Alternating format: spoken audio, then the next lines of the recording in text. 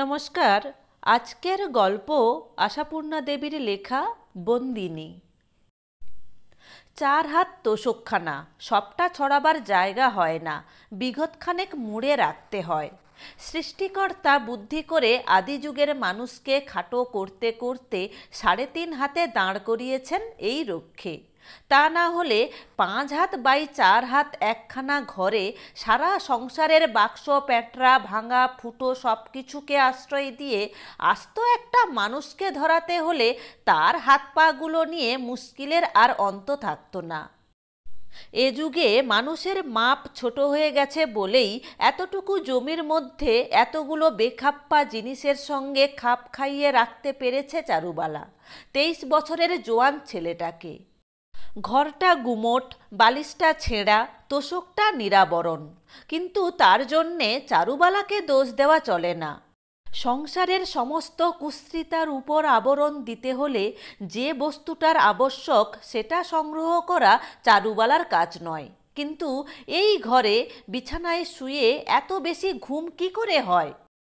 শঙ্কর ভাবে, সারা রাত নিশ্ছিদ্র হয়ে ঘুমিয়েও আঁশ মেটে না কেন? তবু উঠতে হয়। 7টার সময় টিউশনি রয়েছে, 9টায় অফিস, তার ফাঁকে ফাঁকে আছে সংসারের দৈনন্দিন প্রয়োজনের চাহিদা মেটানো। তারানাথকে দিয়ে তো কোনো কাজ পাবার জো নেই, ভাবলে মাথা কাটা যায়। বাড়ির কর্তা তারানাথ, তার হাতে বিশ্বাস করে 2 আনা পয়সা দেবার উপায় নেই। পয়সা হাতে পড়লেই সে একেবারে একবেলার মতো উধাও। তারপর লাল লাল চোখ আর গাঁজার গন্ধ গায়ে নিয়ে বাড়ি ফিরে শুরু করবে চারুবালার উপর তম্বি। অক্ষম নয়, অসমর্থ নয়, নিষ্কর্মা, অসহ্য। বাপকে একেবারে অসহ্য লাগে শঙ্করের। গজ কয়েক জমির উপরে একহারা ইঁটে গাঁথা ছোট্ট এই বাসটুকুতে তারানাথ যেন বিশ্রী বেমানান, যেন সংসারে একটা বাড়তি উপসর্গ। মনের অগোচরে পাপ নেই। অনেক সময় চারুবালার দিকে তাকিয়ে তাকিয়ে শঙ্কর ভাবতে চেষ্টা করে তার পরনের ওই মোটা ক্যাটক্যাটে বহরে খাটো শাড়িখানার দুটো ধার থেকে ওই বিবর্ণ রঙের রেখা দুটো নিঃশেষে মুছে নিলে আর কত বেশি খারাপ দেখাবে। খেটে খেটে কর্কশ হয়ে যাওয়া হাত দুখানা আর কত শ্রীহীন দেখাতে পারে পাতলা সোনার পাতে মোড়া পেতলের ওই চুড়ি দুটো ফেলে দিলে। কিন্তু সেদিক দিয়ে কল্পনা অগ্রসর হতে চায় না। গাঁজা খাওয়া পাকসিটে চেহারা হলে কি হবে, স্বাস্থ্যটা তারানাথের অটুট। তাই বিরক্ত মুখ আর বিষতিক্ত মেজাজ নিয়ে শঙ্কর ছুটোছুটি করে বজায় রাখে বাড়ির কাজ, অফিস আর টিউশনি। ঘর থেকে বেরিয়েই বাপের মুখটা দেখতে হবে, এই বিরক্তিকর চিন্তাটা নিয়ে ঘুম ভাঙে শঙ্করের। হ্যাঁ, ঠিক তাই। এই সকাল বেলাই রান্নাঘরের রোয়াকে পা ঝুলিয়ে বসে বিড়ি টানছে তারানাথ। পেশিবহুল শীর্ণ মুখখানায় যেন শৃগালের ধূর্ততা। এই বাপ শঙ্করের, পিতাহি পরমং তপ। ধিক্কার আসে নিজের উপর। পিতা পুত্রে বাক্যালাপটা না থাকারই মতো। হয়তো তারানাথ প্রশ্ন করে, শঙ্কর ইচ্ছে হলে উত্তর দেয়, না হলে দেয় না। সাংঘাতিক বেলা হয়ে গেছে। জামাটা কাঁধে ফেলে তাড়াতাড়ি মুখ ধুয়ে নিচ্ছিল শঙ্কর। চারুবালা রান্নাঘর থেকে সাড়া দেয়, শঙ্কু পালাসনি, চা ঢালছি। চা থাক, সময় নেই, বলে শঙ্কর জামাটার মধ্যে মাথা গলিয়ে নিচ্ছিল কোনো মতে। তারানাথ উপর পড়া হয়ে এক মুখ ধোঁয়ার সঙ্গে এই মন্তব্যটি উদ্গীরণ করেন, নবাব পুত্তুরের ঘুমটি চাই 18 আনা, যত তাড়া না খাওয়ার বেলা। এ ধরনের মন্তব্য অবশ্য শঙ্করের গা শোয়া, গ্রাহ্যও করে না। শুধু বাপের দিকে একটা তাচ্ছিল্য দৃষ্টি হেনে নিজের কাজে এগোয়। কিন্তু ততক্ষণে চারুবালা চা এনে হাজির করেছে। কালচে রঙের ফুটন্ত চা শুদ্ধ পেয়ালাটা আঁচলে চেপে ধরে এনে ছেলের সামনে বসিয়ে দিয়ে বলে, এত দেরি হয়ে গেছে তো পয়সাটা নিয়ে যা, ফেরবার সময় বাজার করে আসিস একেবারে। বাজার? মাথায় আকাশ ভেঙে পড়ে শঙ্করের। ছেলে পড়িয়ে বাজার করে এসে স্নান করতেই তো 9টা বেজে যাবে। খাওয়াটা যত গৌণই হোক, পথের সময়টা তো হাতে থাকা চাই। পথ পথ মানে তো শুধু বাড়ি থেকে অফিস বাড়ির মধ্যবর্তী মাইল 4-5 দূরত্বটুকুই নয়। পথ মানে অনেক কিছু। পথ মানে খানিকটা হাত পা কামড়ানো দুঃসহ প্রতীক্ষা, খানিকটা বিষাক্ত বাতাসের দমবন্ধকারী আলিঙ্গন, খানিকটা ভাগ্যের হাতে অসহায় আত্মসমর্পণের নির্ভেদ বৈরাগ্য। পথ মানে প্রতিদিন খানিকটা করে জীবনী শক্তির অপচয়। বাঁচি বাঁচব, মরি মরব, এই দৃষ্টিভঙ্গি নিয়ে প্রত্যহের যাওয়া আসা। শঙ্কর বিব্রতভাবে বলে, আজকের দিনটা চালিয়ে নিতে পারবে না? চারুবালা মিনতি করে বলে, কি করে হবে বাবা, আলু যে মোটে নেই। অর্থাৎ নিশ্চিত চাই।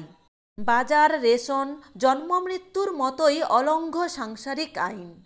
মা ছেলের কথার মাঝখানে তারানাথ খানিকটা কেসে নিয়ে গলাটা ঝেড়ে লঘুস্বরে বলে,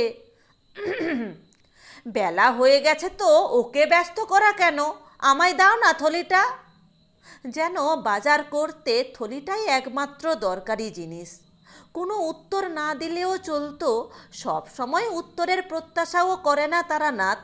শঙ্কর শুধু তাচ্ছিল্য আর ব্যঙ্গ মিশ্রিত মুচকি একটু হেসেই ক্ষান্ত হয়েছিল। কিন্তু চারুবালার যে হঠাৎ কি হলো, তেলে বেগুনে জ্বলে উঠে চিৎকার করে উঠেছে, বলতে লজ্জা করে না, লক্ষ্মী ছাড়া, নেশাখোর, বেহায়া। চমকে ওঠে শঙ্কর। কে বলল কথাটা? চারুবালা নাকি? কান মাথা সব যেন ঝিমঝিম করে আসে তার। শান্ত প্রকৃতি চারুবালা ইদানিং স্বভাব ছাড়া মুখরা হয়ে উঠেছে সত্যি। তারানাথের সম্বন্ধে যে ভাষা ব্যবহার করে তা অনেক সময়ই কানে আঘাত করে। বাপের প্রতি শ্রদ্ধাই না হোক, মায়ের ভব্যতাবোধের অভাবে। তাই বলে এরকম অমার্জিত স্পষ্ট গালাগালি? ছেলেবেলা থেকেই তারানাথ ওর দুচক্ষের বিষ, কিন্তু কি অদ্ভুত ভালো লাগতো মাকে। শঙ্কর যে বয়সে ভালো করে পড়তে শেখেনি, চারুবালা ওকে মুখস্থ করাতো ছড়া, পদ্য, গান। মা যখন কানের দুল দুলিয়ে হাতের বইখানা মুড়ে রেখেই হেসে হেসে পড়ত, আমার খোকা করে গো যদি মনে, এখুনি পারে উড়ে যেতে সে পারিজাতের বনে। তখন নিজেকে সত্যিই অসাধ্য সাধক বলে মনে হতো। অদেখা কোনো পারিজাত বনের সুবাস আচ্ছন্ন করে রাখত সেই শিশুচিত্তকে। আবার যখন তারানাথের বেদম ধমকে নিঃশব্দে কাঁদত চারুবালা, তখন মনে হতো মা যেন এক দৈত্যের হাতে বন্দিনী রূপকথার রাজকন্যা, দুঃখিনী, অসহায়। বড় হয়ে, অনেক বড় হয়ে দৈত্যটাকে মেরে মাকে উদ্ধার করার একটা দুরন্ত কল্পনা যেন পেয়ে বসে থাকত তাকে। বয়সের সঙ্গে সঙ্গে কল্পনার দৌড়টা অবশ্যই কমেছে, কিন্তু মাকে উদ্ধার করার সে দুরন্ত ইচ্ছেটা যেন সূক্ষ্ম হয়ে রয়েই গেছে মনের মধ্যে। রাজকন্যার মতো আরামেই রাখতে ইচ্ছে করে মাকে, কিন্তু কি নিরুপায় বেচারা। ম্যাট্রিক দিয়েই পড়ার পাঠ চুকিয়ে চাকরিতে ঢুকতে হয়েছে, নেহাতি বাজে চাকরি। এইটুকু বিদ্যে নিয়েই জোগাড় করতে হয়েছে টিউশানি। গোটা তিনেক ক্ষুদে ছেলেকে পড়ানো না হোক চড়ানো, তবু মার একটু অবসর দেখলেই সে ছেলে মানুষের মতো মার কোলে মাথা রেখে শুয়ে আবোল তাবোল ব্যাখ্যান করে। বড়লোক হলে কী রকম সুখে রাখবে মাকে, যেন বড়লোক হওয়া নিশ্চিত। মা আর ছেলে একটা দল, তারানাথ একলা, তারানাথ এক ঘরে, এ রাজ্যে তার প্রবেশ নিষেধ। কিন্তু ইদানিং ধীরে ধীরে কি শোচনীয় পরিবর্তন হয়ে যাচ্ছে চারুবালার। আজীবন একটানা খেটে খেটে স্বাস্থ্যটা গেছে ভেঙে, চেহারায় বার্ধক্যের ছাপ।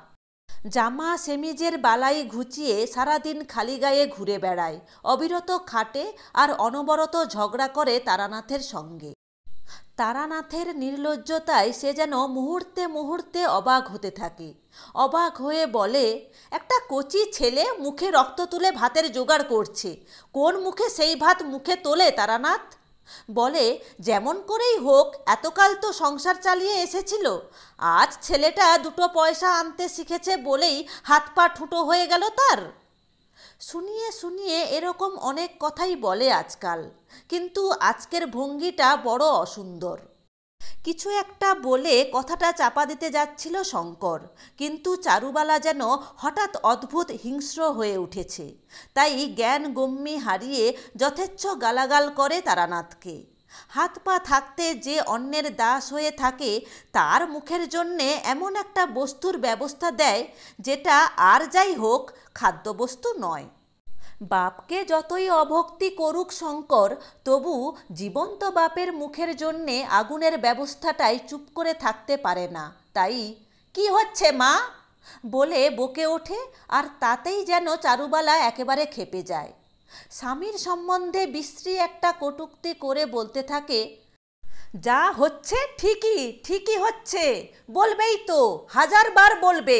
ছেলের পয়সা চুরি করে যে নেশা ভাঙ করে, তার মুখে শুধু আগুন নয়, গলায় দড়ি। এক ফোঁটা হায়া লজ্জা যদি এখনো থাকে তারানাথের শরীরে, তাহলে যেন দড়ি একগাছা এক্ষুনি কিনে আনে। মাথার সিঁদুর আর হাতের শাঁখা দুগাছা ঘুচিয়ে জন্মের শোধ স্বস্তির নিঃশ্বাস ফেলবে চারুবালা। এত কাণ্ডতেও নির্লিপ্ত মুখে বসে বসে বিড়ি টেনে যাচ্ছিল তারানাথ। দেখে বোঝবার উপায় ছিল না শ্রবণ শক্তিটা তার কার্যক্ষম কিনা, কিন্তু শেষের কথাটায় একেবারে ধৈর্য হারিয়ে বসে। হুমকি দিয়ে বলে, কি, যত বড় মুখ নয় তত বড় কথা, জানো রাগলে আমার জ্ঞান থাকে না। চারুবালা হঠাৎ বিশ্রী ভঙ্গিতে হেসে ওঠে, বলে, মরে যাই রে, সেই ভয়ে অজ্ঞান হয়ে যাব আমি। এই দেখো না, মুখের সামনে দিচ্ছি ঘুচিয়ে, করবে কি আমার? বলেই সেই ক্ষয়ে চুপ হয়ে যাওয়া বাঁধানো চুড়ি দুগাছা হাত থেকে টেনে টেনে খুলে দূর করে দিয়ে আঁচল দিয়ে সিঁথির সিঁদুরটা ঘষতে থাকে। অবাক হয়ে চেয়ে থাকে শঙ্কর। সমস্ত বোধশক্তি যেন অসাড় হয়ে গেছে তার। কি দেখছে সে? কোন কুৎসিত নাটকের অভিনয়? বোধশক্তি জেগে উঠল যখন সিঁদুরে রাঙা সেই আঁচলটা কপালে চেপে ধরে মাটিতে বসে পড়েছে চারুবালা, আর তরল খানিকটা রাঙা রং গড়িয়ে পড়ছে তার আঙুলের ফাঁক থেকে। সহ্য শক্তিটা তারানাথের যত বেশি হোক, অনন্ত নয়। হাতের নাগালেই যদি একখানা ভারী কয়লার চাপড়া পাওয়া যায়, তবে তুলে নিয়ে ছুঁড়ে মারবে না? মার খেয়ে কি অদ্ভুতভাবে চুপ করে গেল চারুবালা। বসার ভঙ্গিটা তার কি করুণ, অসহায়। 20 বছর আগের সেই বন্দিনী রাজকন্যা কি ফিরে এলো এতদিন পরে? তাই শঙ্করের মনের মধ্যেও ফিরে এসেছে শৈশবের সেই ইচ্ছেটা। এখন তো সে বড় হয়েছে, অনেক বড়, তবে চিরদিনের ইচ্ছেটা পূরণ করবে না কেন? বুদ্ধিহত বিহল তারানাথ হঠাৎ ঘাড়ের উপর অনুভব করে একটা কঠোর স্পর্শ, আর শুনতে পায় একটা ক্রুদ্ধ গর্জন, বেরিয়ে যান, এক্ষুনি বেরিয়ে যান, আর একদণ্ড এখানে নয়। রাগ করতে ভুলে গেল কেন তারানাথ? অপমানের মাত্রাটা বুঝতে পারেনি বলে? তাই বোকার মতো তোতলামি করে বলে, বা বা ছোকরা, বেশ, খুব বিদ্যে হচ্ছে। বলি, বাড়ি থেকে তাড়িয়ে দেবার কে হে তুমি, মালিক নাকি? শঙ্কর দাঁতে দাঁত পিষে বলে, তা বাড়ির ভাড়াটা যখন আমাকেই গুনতে হয়, তাছাড়া আর কি। বেশি কথা শুনতে চাই না, আপনার ব্যবস্থা আপনি করে নেবেন। তারানাথ যেন উত্তর উত্তর বোকা মেরে যায়, আরও ছ্যাবলার মতো বলে, বেশ বেশ, ব্যবস্থা রাস্তায় পড়ে আছে আর কি, থাকবো কোথায়? কেন, গাঁজার আড্ডায় তো আপনার অনেক বন্ধু আছে, ভাবনা কি আদর করে জায়গা দেবে? বলে এতক্ষণে গটগট করে বেরিয়ে যায় শঙ্কর। কোথায় যাবার জন্য বেরিয়েছে মনে করতে পারে না। অনির্দিষ্টভাবে ঘুরে বেড়ায় খানিকক্ষণ। তারপর হঠাৎ একটা দোকানে ঝোলানো ঘড়ির কাঁটার দিকে চোখ পড়তেই চট করে উঠে পড়ে একখানা চলন্ত ট্রামে। অফিসে আসার পর তবে মনে পড়ে চারুবালাকে সেই অবস্থায় রেখে এসেছে সে। বসে থাকতে থাকতে সেইখানেই হয়তো শুয়ে পড়েছে চারুবালা। তরল রক্তের ধারাটা শুকিয়ে জমাট বেঁধে আছে গালের উপর। শঙ্কর কি পাগল হয়ে গিয়েছিল? তা নইলে তারানাথকে ওভাবে, যতই হোক বাপ তো। তবু কোনো মতে টিফিন পর্যন্ত থেকে তবে ছুটি চায় সে। দাসত্ব বড় ভয়ানক বস্তু। অফিস থেকে বাড়ির মধ্যবর্তী ব্যবধানটা যদি মন্ত্র বলে উড়িয়ে দেওয়া যেত। কিন্তু এ কি, বাড়িতে এসব কি হচ্ছে? রোয়াকের উপর কতগুলো বাক্স বিছানা জড়ো করা কেন? ঘর গোছাবার আর দিন পেল না চারুবালা? অস্নাত অভুক্ত ছেলের উপর মমতায় তার ঘরটাকে নিয়েই পড়েছে বুঝি? নিজেই হয়তো সে অভুক্তই আছে। আনন্দে করুণায় চোখে জল আসে শঙ্করের। মাকে খুঁজতে গিয়ে থমকে দাঁড়িয়ে পড়ে। রান্নাঘরের মধ্যে ও কি হচ্ছে? তারানাথ মহোৎসাহে কতগুলো বাসনপত্র বাঁধা ছাঁদা করছে, আর কপালে ন্যাকড়ার পট্টি বাঁধা চারুবালা সাহায্য করছে তার। মা! ছেলের ডাকে কপালে হাত চেপে বেরিয়ে আসে চারুবালা। সহজ শান্ত গলায় বলে, তুমি এসে পড়েছ, ভালোই হয়েছে। ভাবছিলাম চাবিটা কার কাছে রেখে যাব, বিকেল 4টের গাড়ি কি না। কোথাকার গাড়ি? এইটুকুই শুধু বলতে পারে শঙ্কর। চারুবালা তেমনি সহজ আর পরিষ্কার গলাতেই উত্তর দেয়, কোথাকার আর, দেশের। কিছু না থাক, ভিটের ইট কখানা তো আছে। অসহায় দৃষ্টি মেলে শঙ্কর বলে, তুমি কেন যাবে? চারুবালার কথাগুলো যেন বরফ কেটে তৈরি। যেতে তো হবেই বাবা, গলা ধাক্কা খেয়ে যাওয়ার আগে মানে মানে যাওয়াই ভালো। গুরু লঘু জ্ঞান যেখানে নেই, সেখানে কোন সাহসে থাকবো বলো? মায়ের মুখের দিকে অবাক হয়ে কি দেখছে শঙ্কর? পট্টি বাঁধা মুখখানা চিনতে পারছে না, নাকি বুঝতে চেষ্টা করছে বন্দিনী রাজকন্যাকে কোন ফাঁকে এমন নিশ্চিহ্ন করে গ্রাস করে ফেলেছে ভয়ঙ্কর দৈত্যটা? সবাই ভালো থাকবে, সুস্থ থাকবে। গল্পটি ভালো লাগলে লাইক, কমেন্ট এবং শেয়ার করো। এরকম আরও ভালো ভালো গল্প শুনতে হলে চ্যানেলটি সাবস্ক্রাইব করে পাশে থাকা বেল আইকনটি প্রেস করো। ধন্যবাদ।